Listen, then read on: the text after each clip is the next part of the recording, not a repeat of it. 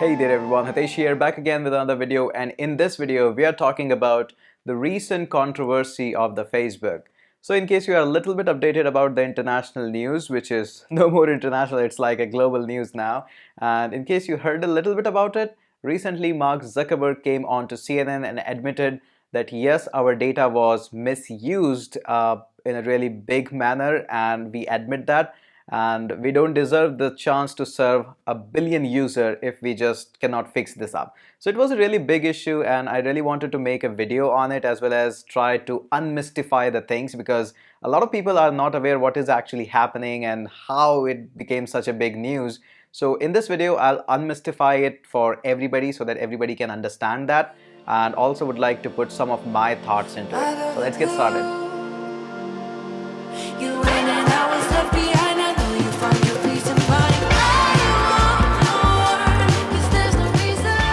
In order to understand what actually happened, you have to first be aware of what is API.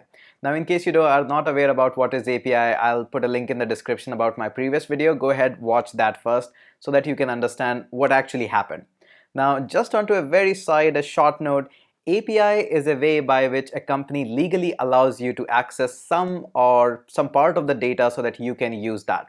Now, in this case, if you look at the developers website of the Facebook, you will be amazed at what kind of information you can access. Now, in some of my offline boot camps, recently we designed one of that for React Native, and we developed an app in which you can just access anybody's, of course with permission, your date of birth, your interest, your likes, and we were just scratching the surface. Tons of information is there on the Facebook about you, and you have willingly put that information out, your likes, your dislikes, what kind of songs you like, what kind of bands you like, what kind of political interest you do have, your regional geography, your gender. I know it's getting scary, but all these information is already available, and through the developers API you can access that information and can use it however you like.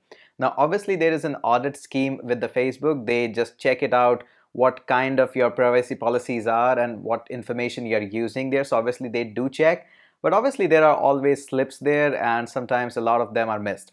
Now, in case you are not getting connected with me right now, go to the Amazon, visit any product, come back onto the Facebook, and you'll be seeing the exact ad or advertisement for that same product. So this is all already being tracked quite a lot, and this something happened recently which Facebook had to came out and admit this. So let me tell you what exactly is the incident here.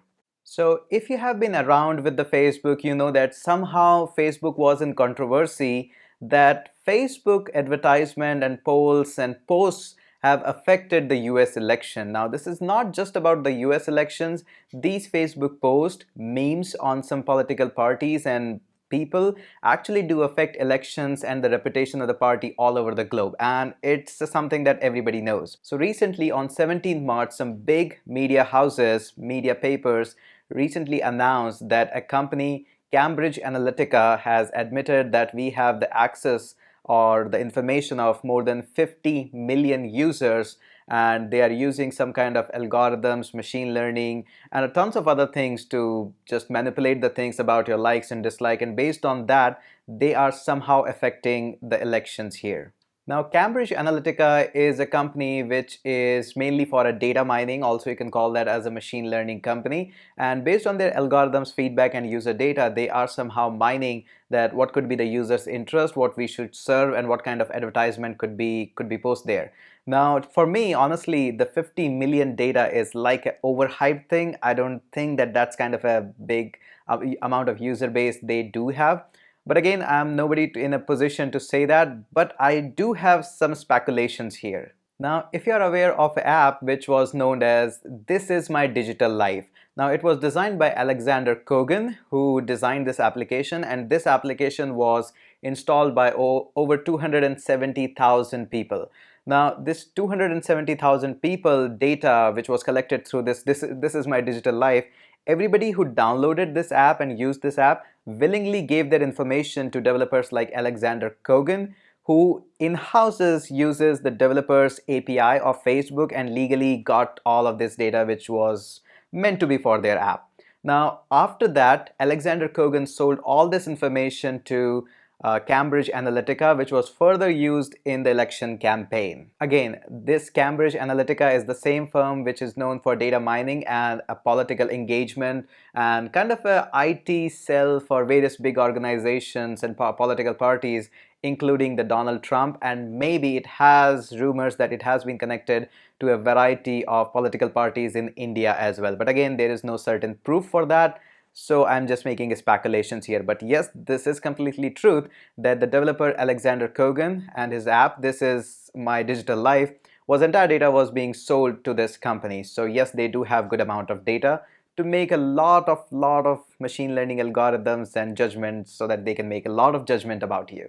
This app, This Is My Digital Life, came into existing in 2014, and in 2015, allegedly, Facebook went to the developer Alexander Kogan and said, hey, you have acquired this information in a completely wrong manner, which is against our privacy policy, so you need to delete this. Now, fun thing is, this was just a conversation which is kind of in media that it happened. There are no proofs about it that it did happen, or how actually Mark Zuckerberg met them, or it was an email conversation. There is no proof about it on any of the news channel. I have been following this story for a long time. I haven't found it, but since I'm no journalist here, I'm just sharing my thoughts, what I have read here online, and since following this story for a long time. So this 2014 app, and allegedly by Facebook, this was dumped down in 2015, still is resurfacing in 2018 and all these controversies. So now that you know that how your data was misused and the privacy policy was broken by one developer, just single developer. Now imagine the power here, just a single developer.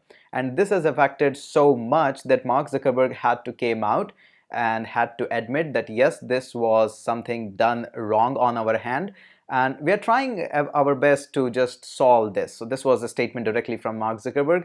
I'll post down a link below of the CNN interview that Zuckerberg gave and made all these points just valid there. Now comes up the interesting question. This psychographic evaluation of your likes, dislike, what bands you like, what political party you like, your geographical location, all these things, fetching them into machine learning and doing a psycho evaluation of what could your interest be.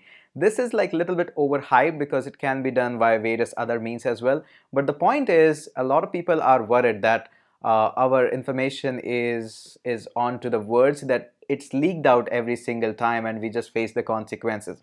Now let me tell you that digital way, or this online coming onto the internet, is one-way journey.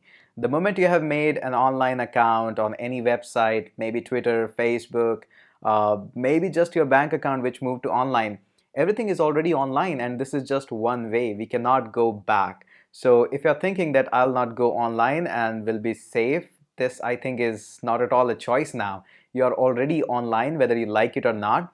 The best way to secure now is to just make sure you are much more aware about these incidents and stay updated.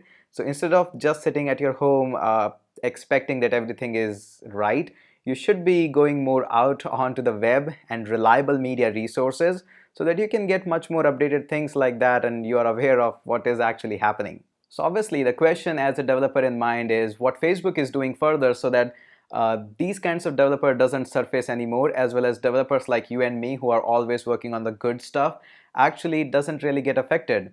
So in return to the reply of that, there is not full yet like statement out there, but it's like speculations and most of the like in words in the media that Facebook is now introducing a very strong audit, and if you need more information apart from your email and name, this is like the basic regular login stuff. Apart from that, if you need any information, there will be a very strong audit for that, and if you found that this is not for us, the developers will block your keys and you will not be able to access it. Also, they have made one more announcement that if some app is not being used by the person for more than 3 months, it is going to like cut off from their server. So a lot of steps are being taken care. Obviously, this was the first really big incident, but really there are still 3 questions that Facebook is trying to just solve at one time. The first one is data privacy, the second one is fake news, and the third one is fake profiles.